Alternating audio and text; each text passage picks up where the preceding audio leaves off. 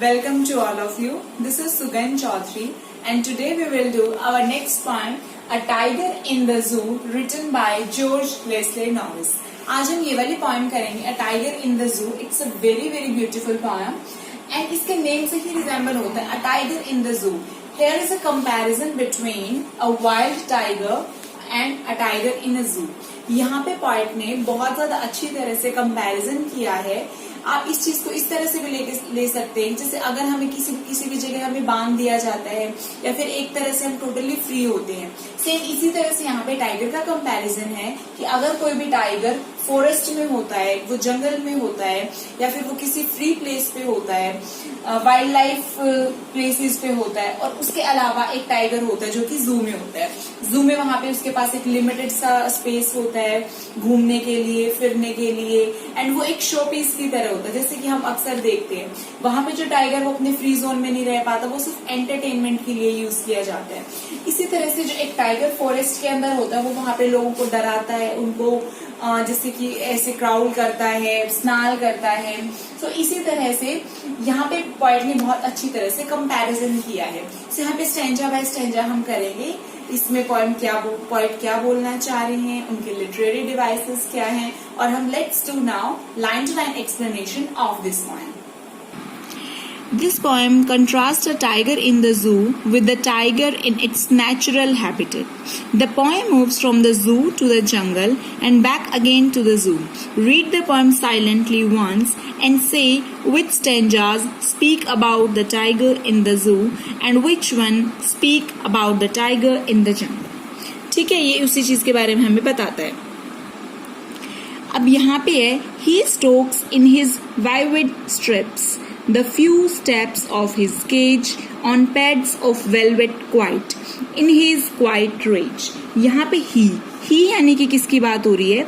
ही बात हो रही है टाइगर की. तो टाइगर को यहाँ पे पर्सोनिफाई किया है, उसे एक पर्सन की तरह ट्रीट किया है.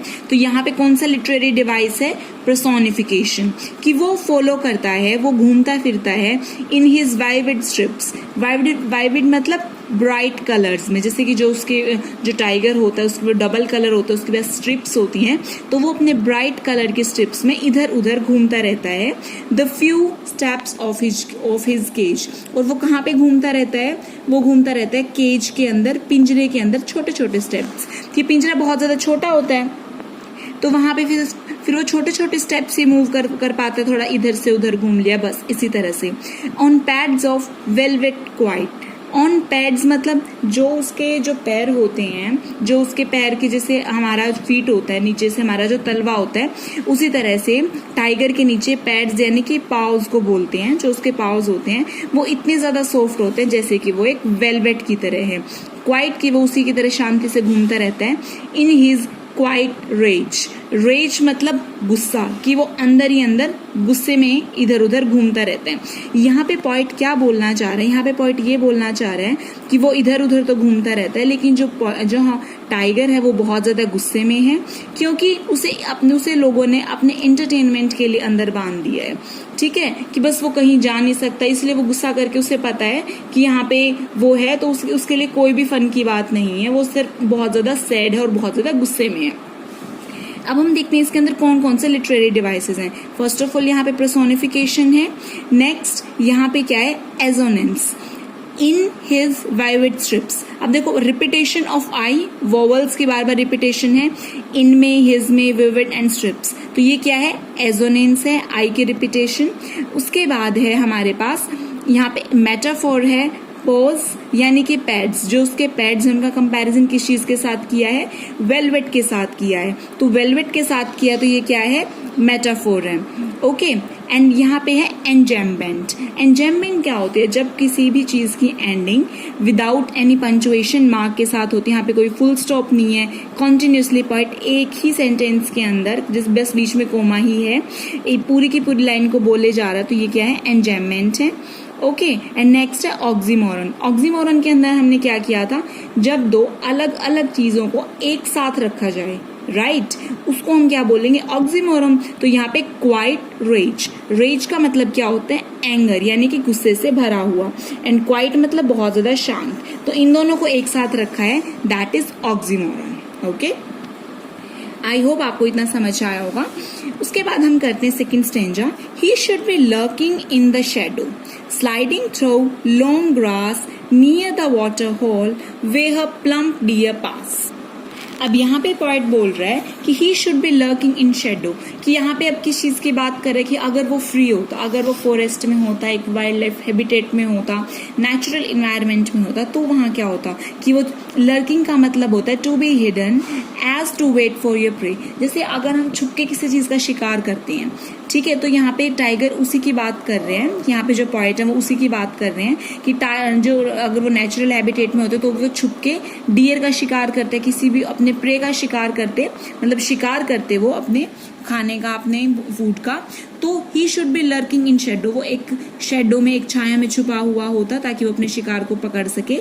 स्लाइडिंग थ्रू लॉन्ग ग्रास, या फिर वो लंबी लंबी ग्रास के पास छुपा हुआ होता। नियर द वाटर होल, एक वाटर होल के पास। वेयर प्लम्प डियर पास, जहां पे एक राउंड, एक मतलब हट्टी कट्टी या फिर एक राउंड शेप की जो डियर है वहां से वो गुजर रही होती। तो यहाँ पे जो पॉइंट है वो क्या बता रहे हैं, यहाँ पे वो बता रहे हैं कि अगर वो अपने फ्री एनवायरनमेंट में होते, नेचुरल हैबिटेट में होते, तो वो अपने शिकार के लिए पीछे छुपा हुआ होता और वो बहुत ज्यादा खुश होता और वो सारी की सारी वो एक्टिविटीज करता जो वो अभी केज के अंदर नहीं कर पा रहे। ओके, यहाँ पे क्या क्या चीजें हैं, यहाँ पे बेसिकली प्लम्प पास है। ओके, प्लम्प पास मतलब alliteration. Okay, again here is personification. Next हमारा जो स्टेंजा है, he should be snarling around houses at the jungle's edge, baring his white fangs, his claws, terrorizing the village. कि अगर वो अपने natural environment में होते, स्नैरलिंग का मतलब क्या होता है, warning sounds made by animals. जैसे कि जो जानवर होते हैं वो हमें डराने के लिए जैसे जो साउंड्स क्रिएट करते हैं उनको बोलते हैं स्नार्ल करना। तो वो अपने घर, जो घर हैं, घर के आसपास वो स्नार्ल करता, या फिर वो जंगल के किनारे पे करता, उसके आउटस्कर्ट्स में करता। ठीक है, bearing his white fangs his close, bearing मतलब अनकवर्ड, जो उसके व्हाइट कलर के फैंग्स हैं।